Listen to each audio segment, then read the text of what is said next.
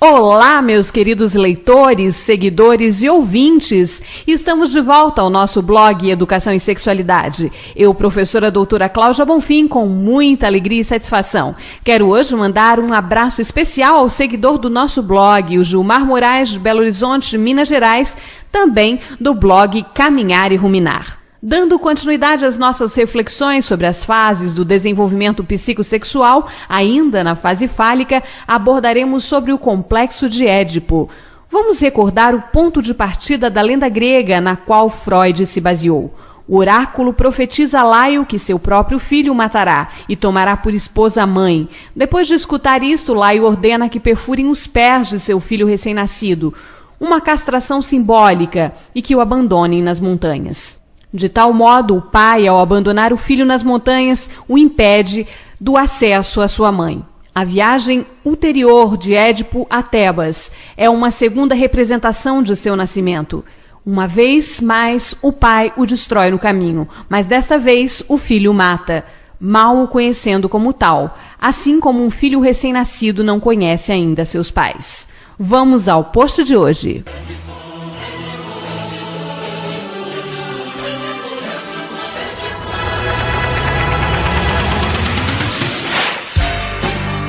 A fase fálica, como apontamos anteriormente, é quando a criança começa a manifestar o interesse pelo conhecimento corporal, manipulando seus órgãos genitais.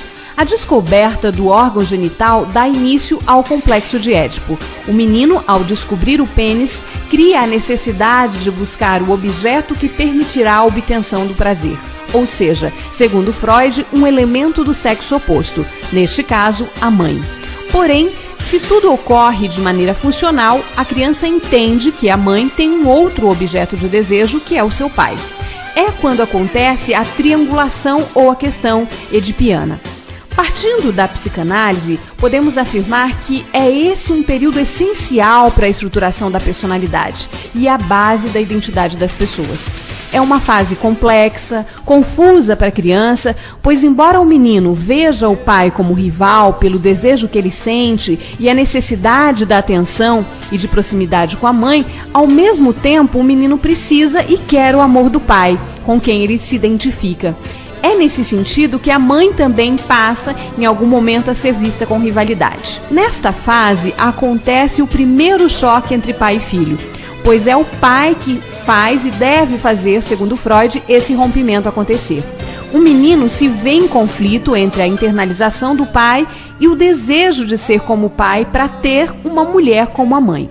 Freud aponta que neste momento acontece a primeira identificação masculina, o que torna fundamental a presença de um pai amoroso, consciente de seu papel masculino e da vivência de um relacionamento equilibrado e afetivo entre o casal. É um momento de construção da identidade masculina do menino, na formação da sua personalidade.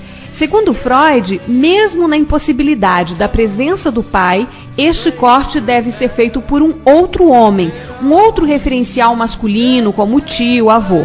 Outra situação ocorre quando o pai ocupa um papel feminino na relação do casal e a mãe ocupa um papel masculino. E nesse caso, ela faz o corte. Mesmo diante da inversão cultural de papéis, nos casos em que o casal aceita essa inversão e vive em harmonia, ainda em casos assim, a própria mãe, ao fazer o rompimento, por ser ela a que ocupa o papel masculino no relacionamento, acaba explicando ao filho que ela tem o seu namorado, que é o pai, não impedindo que o filho faça a identificação com o pai devido à relação harmoniosa e afetiva que o filho vivencia. Mas, ao mesmo tempo que o filho se identifica com o pai, ele busca na mãe referenciais para a formação de sua identidade e personalidade, podendo se tornar um homem adulto com maior sensibilidade, como o pai, e buscará uma mulher para se relacionar que tenha as características fortes como as da sua mãe. Ainda assim, é possível haver um equilíbrio no seu desenvolvimento afetivo sexual. No entanto, pode haver um complexo de Édipo disfuncional, que é quando esse casal vive uma relação na qual há a troca da função de papéis, mas esta não se dá de forma harmoniosa. Em casos assim, a mãe se sente visivelmente desconfortável na relação. A existência de conflito entre os casais impede que o filho se identifique com o pai, ou seja, a própria mãe cria barreiras verbais ou não verbais que fazem com que o filho não queira ser como o pai. Então, o filho acaba por criar uma referência masculina a partir do papel exercido pela mãe, podendo buscar encontrar um outro homem, com uma figura feminina. O papel feminino, como pai, o que caracterizaria um complexo de Édipo disfuncional e truncado.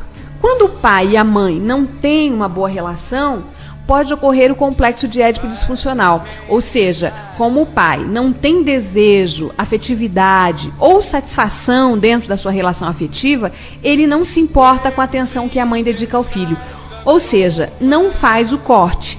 Neste caso, não há um relacionamento homem-mulher entre o pai e a mãe. Então o pai age como pai, irmão e não como marido.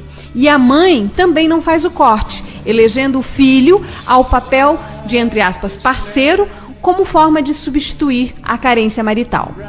Essa ausência de afetividade entre o casal, ou da ausência do papel de pai, pode gerar consequências na personalidade do menino, que futuramente poderá ter dificuldade de se relacionar com outra mulher, elegendo a mãe como foco na sua afetividade, e muitas vezes não se casar, inclusive, para cuidar da mãe. Ou apenas se relacionar com mulheres mais velhas ou que tenham o perfil da mãe, ou seja, aprovada pela mãe. Uma mulher que, inclusive, não roube, segundo ele, a sua mãe e nem a mãe dele. E, na ausência da mãe, cuide dele como a mãe cuidava. E pode, inclusive, não ter um bom relacionamento sexual com a esposa por, inconscientemente, acreditar que ele estaria traindo a sua mãe. Já quando a figura do pai é completamente ausente na relação, a tendência é a mãe deixar o filho ocupar o papel do masculino. E ela acaba por assumir dois papéis, o papel de mãe, mulher e de pai do seu filho, querendo ensiná-lo a como ser homem. Aqui entra uma polêmica sobre o homoerotismo. Quando o filho seduz a mãe e não há a presença de outro homem para fazer o rompimento, segundo Freud, ele passa a se identificar com a mãe, ou seja, a ter uma referência feminina na construção da sua identidade, criando então uma barreira no relacionamento com mulheres, pelo fato de ter sido a mãe quem lhe ensinou a ser homem. Ou pode até conseguir se relacionar sexualmente com mulheres, mas não conseguir criar laços afetivos porque o seu amor está centralizado na mãe. Lacan, sobre o complexo de Édipo, afirma também que a homossexualidade masculina seria, então, um disfuncionamento do segundo tempo do Édipo, que é essencialmente a inversão da metáfora paterna. É a mãe que dita a lei ao pai. O pai, como privador da mãe, fracassa. O que tem como resultado é a mãe que o tem.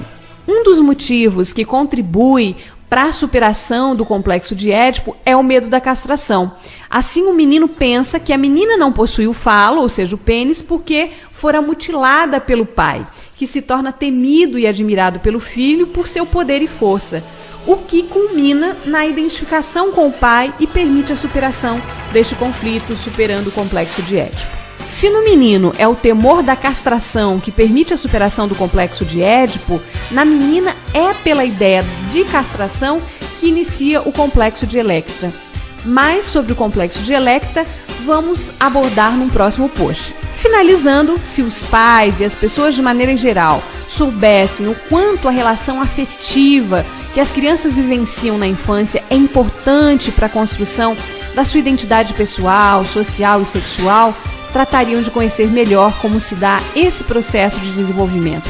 Pois quando uma criança cresce dentro de um relacionamento disfuncional, seja por troca de papéis, seja pelo aspecto afetivo, esse processo não se completa.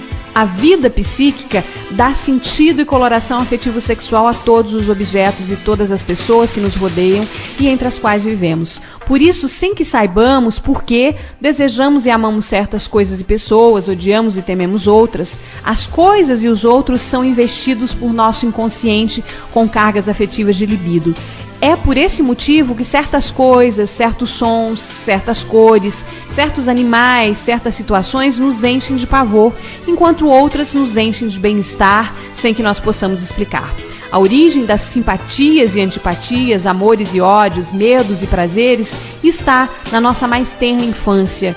Em geral, nos primeiros meses e nos primeiros anos de vida, quando se formam as relações afetivas fundamentais e o complexo de Édipo. Portanto, pais, a forma como exercemos os nossos papéis afetivos sexuais com nossos companheiros e com nossos filhos podem marcá-los positiva ou negativamente para o resto de suas vidas.